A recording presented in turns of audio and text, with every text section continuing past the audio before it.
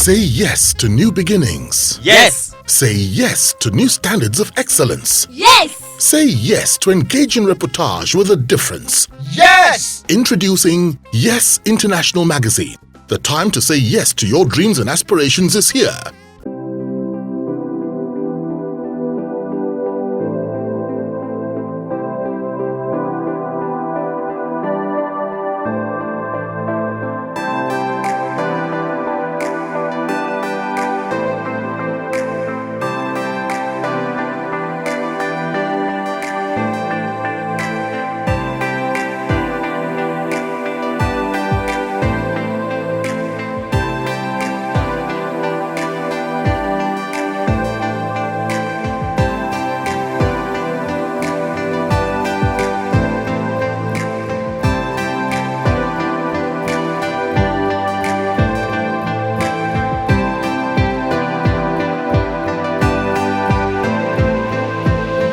Now you crisscross to totally different segments, showbiz, politics. How have you been able to juggle both, especially in the last 4 5 years? How have you been able to navigate the two terrains? I must say, I'm grateful to God that um, the fame it opens doors. We have to be honest. In as much as you say you blah blah, but I wouldn't have it any other way. There's some places that I would go that opportunities will open to you just because you are D1. People move elections. I go into a bank or I go into an office. D1, come in. Oh, D1, And like I said earlier, you want to provide service, but have been in entertainment. Remember, most of the people we are serving, they are youth, and most people are looking for employment either through music, through rapping, through singing, through producing. But there's a limit to how much Akani's music can do for them. There's a limit to how much a prime time can do for them. How many artists? At one point, we had over 50 artists on the label. 50. I mean, from Baja to Paul Play, Dayo to even King Sonia, the Shina Peters, they were all on our label at one time or the other. So, but 50 in a country of 200 million people, you can see that they're not. Yeah, it's still too infinitesimal. So you kind of realize it. You can help better on a wider platform, on a government platform. And going into politics, I went into it for two reasons. They say if you can't beat them, you join them. I did quarterback sit at home and complain, oh, Nigeria is bad, the roads are bad. What are you going to do about it? Because when you go to sleep the next day, it's still going to be the same problem. So my father would say, bring 5 problems, bring me 10 solutions. So, and I wanted to say, well, let me go into it. Let's see what we can do. And I went into it in mind that if young people, my generation and people younger, can see a D1 say, okay, D1 is in it and is succeeding at it, or at least is making an attempt, they too will say, if D1 can do it, I too can do it. And you can see by the last elections, our young ones stood up. Banky W, Akin Alabi, the owner of Kellogg's, everybody. Shinopela. A lot of young people came up. Yeah. We hope that we can encourage more of such, that young people will be now interested in governance, because the decisions politicians make, they affect you and I. And there's no reason why having an 84-year-old president, then we shouldn't. But if you and I don't go to our living rooms and go and contest, the same thing every day. So it's a way to encourage the youth so they can say, our people used to think politics is dirty. Politics is dirty. I don't want to hear that politics is dirty. No. If you don't get into it, then you have to suffer the consequences. Whatever decisions those politicians make, it's binding on you. So get out and do something about it. Wow, I love that. Now, still talking about politics, You served as the Commissioner for Information and Strategy in Ogun State for 4 years. What would you describe as your greatest achievement in those 4 years? Wow. I must say, let me go back and say that two people I must thank. High Chief Dr. Raymond Dokwesi for insisting and pointing the way forward for myself and Kenny to come back to Nigeria. Believe you me, we were very comfortable in America, living life, driving fancy cars, and just living life. Like I said, I was living in Hollywood. But he made us to see a different side of it. Like, look, apart from the fun, where do you want your life to be? What contribution do you want to make to nation? What do you want to be remembered for? What do you want to be known for? And I started thinking seriously, like, wait a minute, it's time to go home, go contribute. Secondly, I have to thank His Excellency Senator Ibikunle Amosun. When I opted to go into politics, I also told Dr. Raymond Dokwesi as well, and he said, you know what, go for it. And I went to see Senator Amosun because I didn't want to start my politics from Lagos. Charity, they say, begins at home. I'm from Ogun State. I like that. How it is, when you get older, you retire back home. You don't spend all your life for Lagos. You now want to pay for us to really get back home, do some things for our constituency, for our people back home. So I opted to enter my politics and start my politics from Ogun State.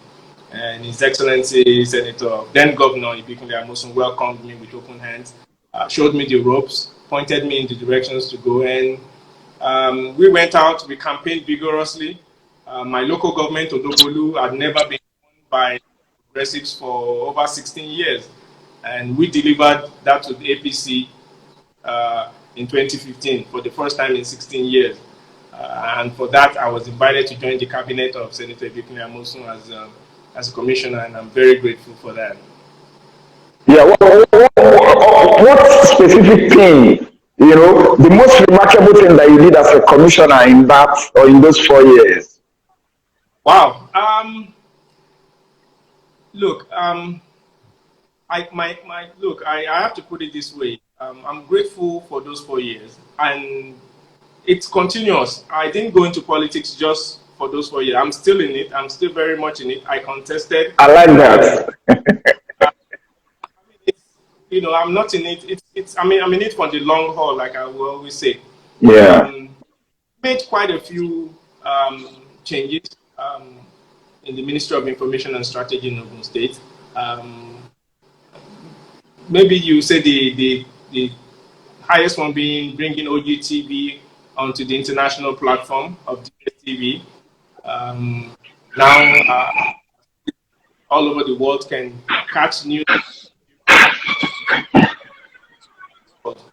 And I still have to thank His Excellency for that. That was one idea that I broached to him, that Excellency, I would really be happy if you can support me and get by my tenure as commissioner. We were able to do that, build a world-class broadcast studio that President Muhammadu Buhari came to commission just before we handed over. So anywhere in the world now, you can watch OG anywhere in the world. All right. All right. What would you describe as the greatest lesson that you have learned, about politics? You continue. It's never a it's Okay. If you believe in if this is your belief, this is you. You see, let me. How do I want to put this? People say politics are shady, they are shift, but it's because alignments change, priorities change. They in the midnight. I'm trying to be careful how I phrase it. But interesting, it's a game. It's an interesting game. Okay. You let it. But like I always say, it's like a football game. You're a member of a team. if you are not ready with your jersey on and your football boots on, they won't invite you to come and play. You'll be sitting in this train with the ball, stand on the sideline with and boot and okay, you come in, come and feel it. That's just the way. Okay. All right. Yeah, I like that. Now, I would like to find out from you, if you had not gone into show business, what other business would you have embraced?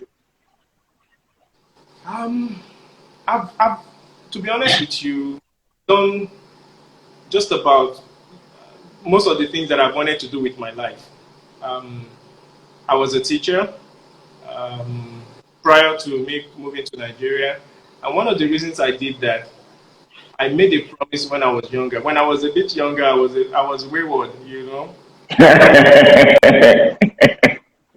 That's to say, We were, we were in quotes. I love that.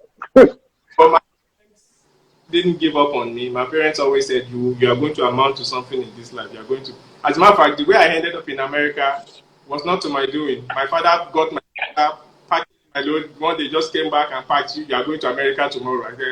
I didn't even want to go because Nigeria was fun. I didn't, but the pastor, I'm going to go and read abroad. You this if you live in this.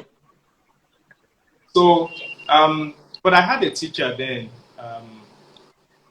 Professor Sholukoya, who never gave up on us. I mean, we would skip classes, we would go to Falomo Shopping Center, you know, go to Move Cinema, go to Penn Cinema, go to, you know, but he will come there, he will come and get us out.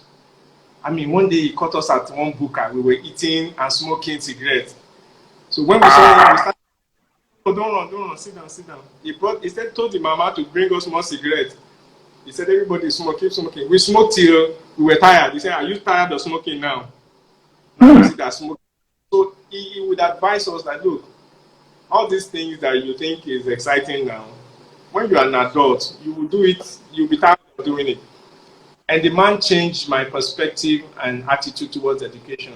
He said, look, if you see life now, then you can enjoy later. And I'm grateful to the man, and I promised myself that I would teach. You know, I would become a teacher. That I dare say those 7 years I taught some of the most brilliant students in the state of California. My students won just about every award there was to win in the state of California. I love that. I'm grateful. I'm grateful for that. Wow. So I've done just wow. Dear to my heart, I have done. I went into broadcasting because I thought I always knew I wouldn't have an office job. I knew I wasn't meant for. I'm a restless person. I can't sit at a desk from 9 to 5. I just knew it. So I knew whatever it is that it would be something that has to do with people, something that you move about, you are engaging people, interacting with people, and you are making. So I knew that from a very, and that's why I said it's important for people. Once you know your passion, you find your calling, then you can gradually move in the direction that you need to move. Wow, I love that. I love that. Now, as we begin to wind down, as we begin to, round off, I would like to ask you, what is the greatest lesson that life has taught you?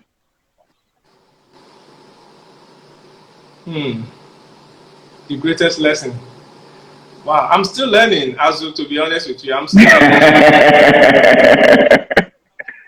Very young man in my family. That chase your dreams. Chase your dreams.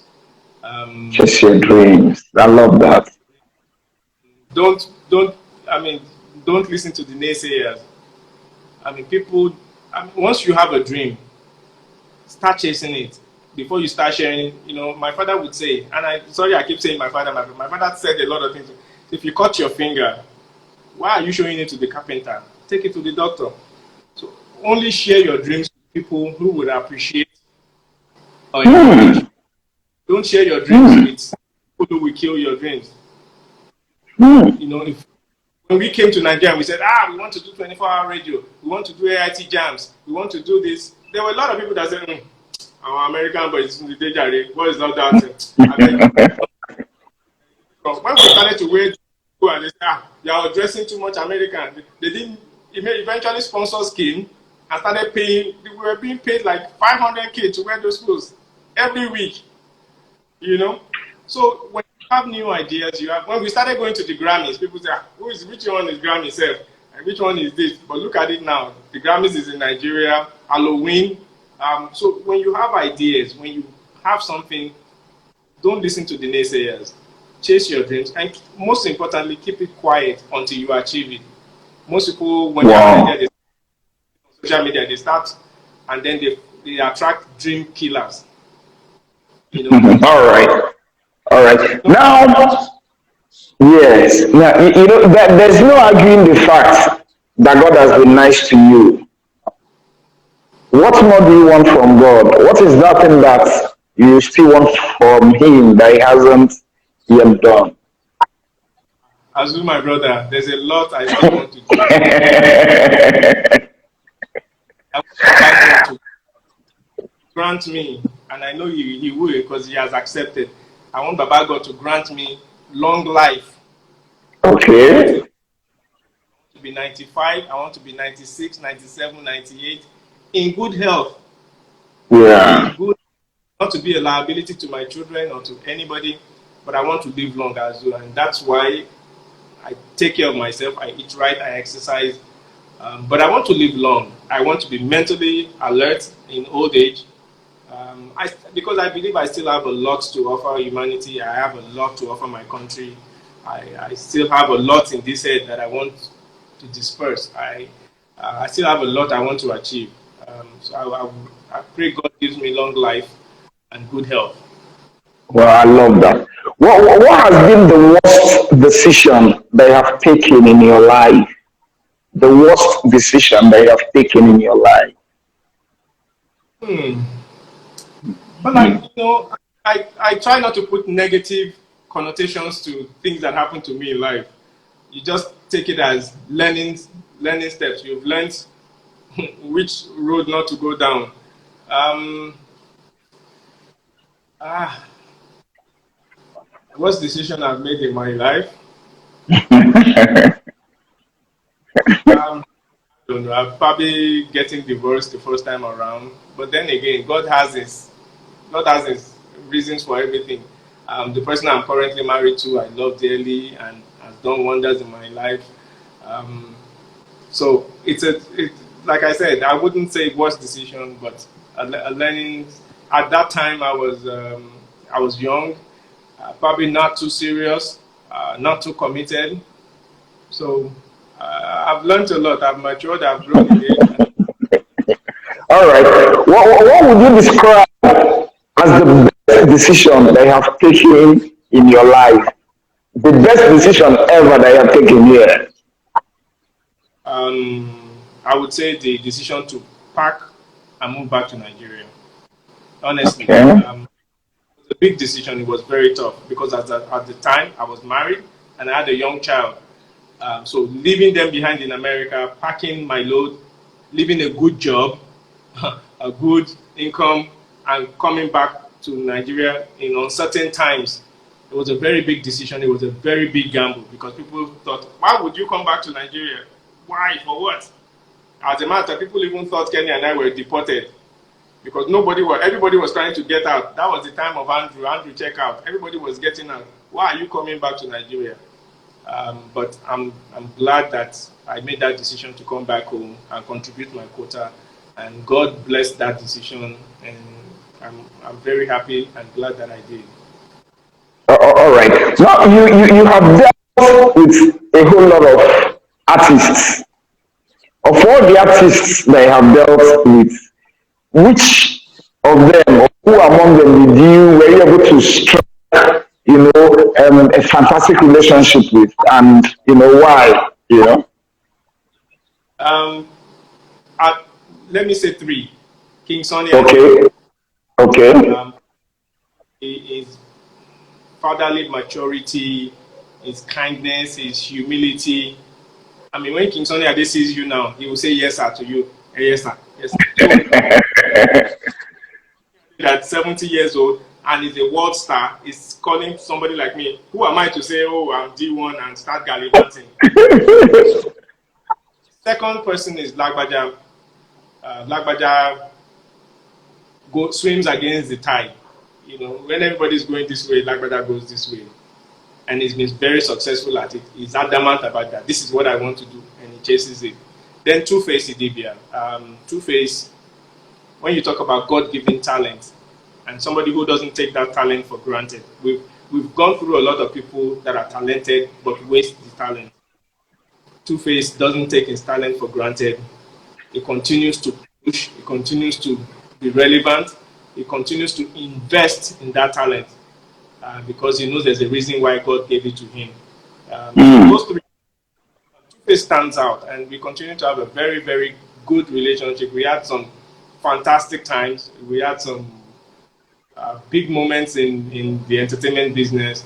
We broke grounds, I mean, with music, with videos, with awards.